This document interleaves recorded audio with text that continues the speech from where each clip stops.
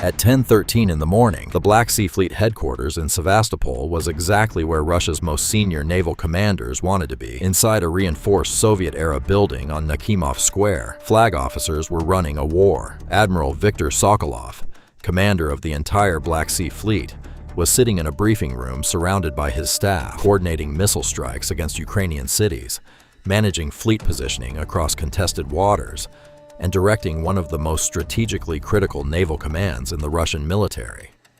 The building had survived decades of conflict.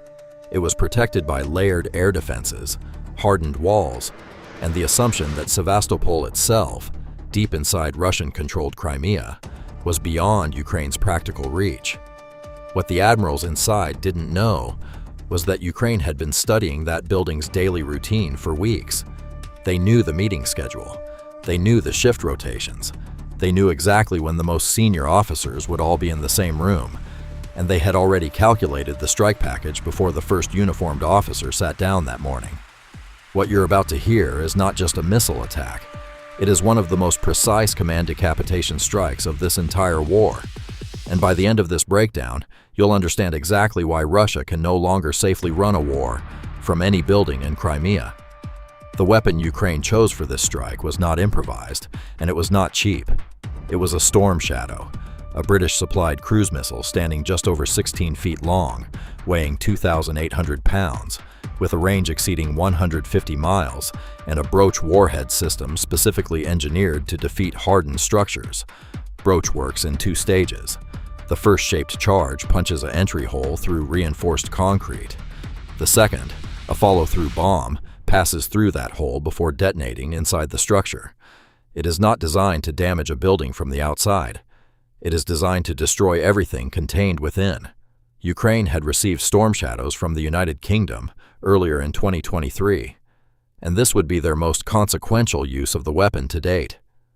2 missiles were prepared for the Sevastopol strike, each one programmed with terrain-referenced navigation, GPS guidance, and a target signature locked to the specific structural profile of the Black Sea Fleet headquarters. The flight path was calculated to approach from an azimuth that minimized exposure to Sevastopol's air defense envelope, hugging terrain contours across Crimea at low altitude to reduce radar acquisition time to seconds rather than minutes. The launch happened over Ukrainian-controlled territory at approximately 0950. A Su-24M strike aircraft, modified to carry the Storm Shadow under its fuselage, climbed to release altitude, opened the weapon bay, and dropped both missiles in sequence. The moment they separated from the aircraft, their turbofan engines ignited, and they disappeared into low-altitude flight, terrain following at speeds approaching 600 miles per hour, invisible to ground observers, and presenting a radar cross-section, roughly the size of a large bird. Russia's air defense network in Crimea was not unsophisticated. The peninsula hosted S-400 batteries, Pantsir Swan systems, and a layered radar coverage grid that Russia had spent years building after annexing Crimea in 2014. The problem was geometry. A missile flying at 100 feet above terrain in a valley does not present a clean radar return. It appears briefly, disappears behind a ridgeline, reappears somewhere unexpected, and by the time a fire control radar has established a tracking solution, it has already moved. Russia's air defense doctrine was optimized for higher altitude ballistic threats. Storm Shadow was designed specifically to exploit the low altitude gap that every radar network contains. At 10:11, 2 minutes before impact, Russia's air defense operators in Sevastopol registered anomalous radar contacts moving fast and low from the north. The contacts were intermittent, appearing and disappearing as the missiles transitioned between terrain features. A Pantsir S-1 crew attempted to establish a firing solution on the first contact. The engagement window at that closing speed and altitude was approximately 4 seconds. They did not complete the targeting cycle in time. At 10:13, the first Storm Shadow impacted the Black Sea Fleet headquarters on Nakhimov Square.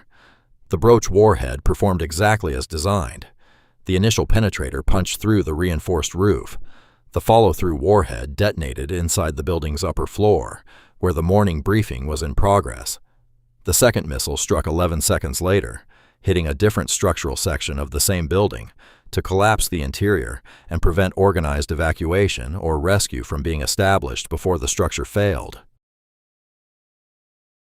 What happened inside that building in the seconds after impact is something Russia spent the following 48 hours trying to control informationally. Initial Russian statements claimed no significant casualties. State media published footage of Admiral Sokolov, apparently alive at a video conference, a clip that Ukrainian intelligence analysts immediately flagged as pre-recorded based on metadata and background inconsistencies. The Ukrainian military's main intelligence directorate stated publicly that Sokolov had been killed in the strike along with 34 other officers, including 9 senior staff members responsible for fleet operations planning. Independent verification was impossible in real time, but the behavioral evidence was compelling. Russia replaced Sokolov within days, an extraordinarily fast command transition for a military that moves slowly on personnel decisions, suggesting the position had become vacant rather than being a routine rotation.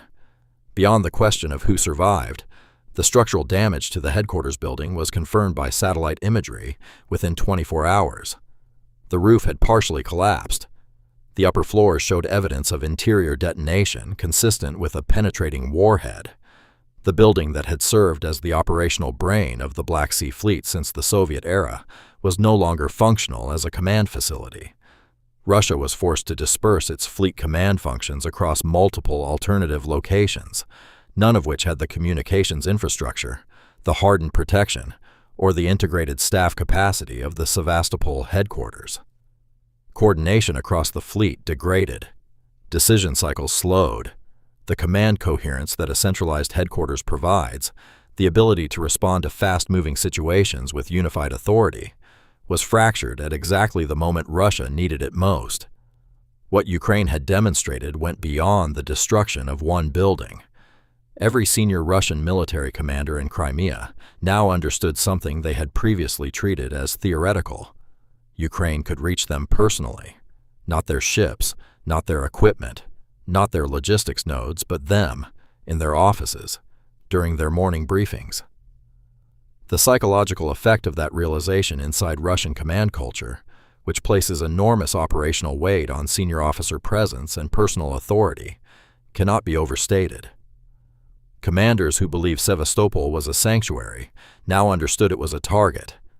Meetings that once happened in fixed locations began migrating. Schedules that were once predictable became deliberately randomized.